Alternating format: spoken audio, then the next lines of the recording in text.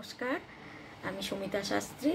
আজকে আবার একটা নতুন তথ্য নিয়ে আপনাদের কাছে এসেছি এবং এই তথ্যটা আপনাদের খুবই দরকারে লাগবে। আর তার জন্যই আমি এই তথ্যগুলোকে রাখি নিজের কাছে, যে আপনাদেরকে জানাবো বলে। তা সেটা হচ্ছে যে আপনাদের বাচ্চা তো বাড়িতে থাকেই, তাদের পড়াশোনায় মন বসে না।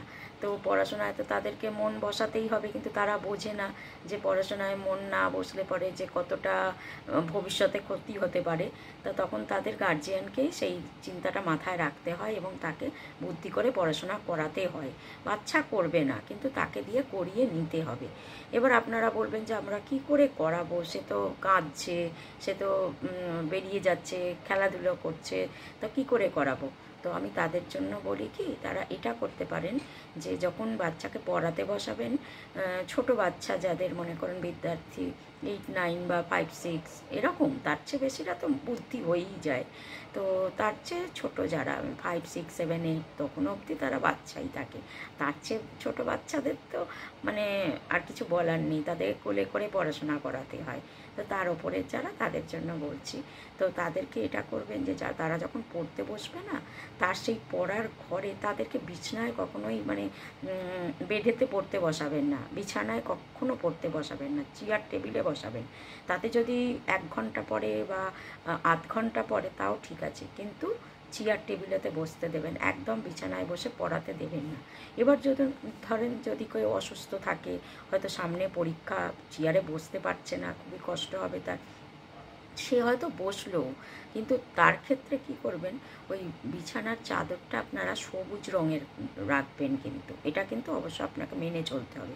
সবুজ রঙের বিছানার চাদর রাখবেন। যখন টেবিল চেয়ারে বসবে, টেবিলের কভারটা সবুজ রঙের করবেন, বালিশের ওয়ারটা সবুজ রঙের করবেন, দরজার পর্দা, জানলার পর্দাগুলো সবুজ রঙের করবেন। এইটা যদি করতে পারেন না, সবুজ হচ্ছে বুধের প্রতীক, বুধ হচ্ছে বুদ্ধির প্রতীক। আর বুদ্ধি যদি স্ট্রং হয়ে যায় বাচ্চাদের, বুদ্ধি স্ট্রং হওয়া মানে কি, অল্প বয়সে অনেক বেশি ম্যাচিউরিটি এসে যাবে। তা সেই ম্যাচিউরিটিটা যদি তাদের মধ্যে এসে যায়, তাহলে কিন্তু আর তাদেরকে নিয়ে আপনাকে চিন্তা করতে হবে না। তো সেইটুকুনি করার জন্য আপনাদের এইগুলো করতে হবে, যে সবুজ রঙটা কালার থেরাপির দিক থেকে অনেক বেশি বাচ্চাদের ক্ষেত্রে বুদ্ধিকে স্ট্রং করে।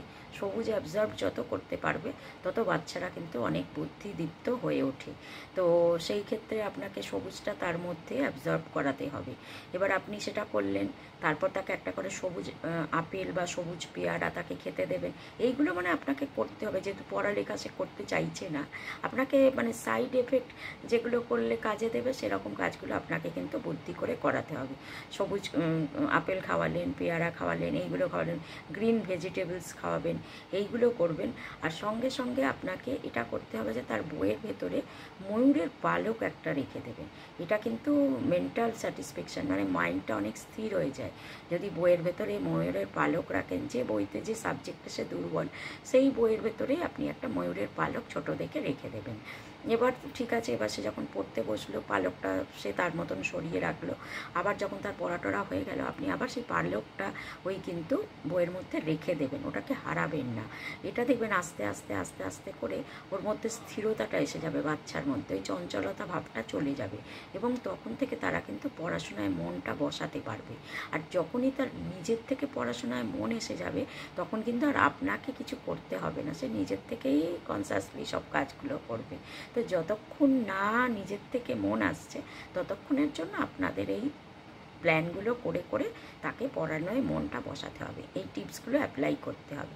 তো খুবই সহজ টিপস, আপনার বাড়িতে সব কিছুই আছে, কিন্তু একটু নিয়ম করে সেগুলোকে করতে হবে। তো আপনারা এইগুলো করতে পারবেন, আশা করি পারবেন, এবং পারলে পরে কিন্তু বাচ্চাদের পড়াশোনায় মন বসবে, অনেক ভালো রেজাল্ট করবে, আপনারাও গর্বিত হবেন। তো এইগুলো করুন আপনারা, ভালো থাকুন, সুস্থ থাকুন। আজকে আসছি।